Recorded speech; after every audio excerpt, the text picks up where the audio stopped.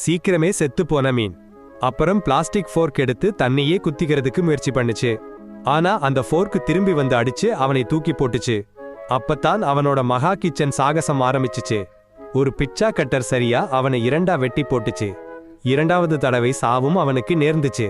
பிறவி நிலையத்துக்கு போனான். இந்த தடவை அவனுக்கு இன்னும் மோசமா இருந்துச்சு. கொசுவா மாறிட்டான். கடுப்பா இருந்தவன் ஒரு லாரி போறத பார்த்து நேரா அடிச்சு போனான். உடனே மறுபிறவி டிக்கெட் எடுக்க போனான். இந்த தடவை லக்கி. நல்ல மைலாக சான்ஸ் கிடைச்சிச்சு. போக போறப்ப அங்க உள்ள ஆளுங்க அவனை நிறுத்திட்டாங்க. அவன் ஜாலமா சாகிறதுன்னு கண்டுபிடிச்சிட்டாங்க.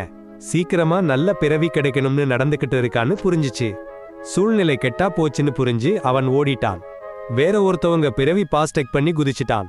கண் திறந்தா அழகா ஒரு மயிலா மாறிட்டான். சந்தோஷமா இருந்துச்சு. எப்பவும் கனவு பார்த்த வாழ்க்கை. ஆனா கிளம்ப போறப்ப இடி அவன் மேல பட்டுச்சு. அவன் இறந்துட்டான். கள்ளிச்செடியா மாறிட்டான். இந்த தடவை சாக முடியாது. 40 வருஷம் வெயிலில இருக்கணும். அப்புறம்தான் லாரி போகும்.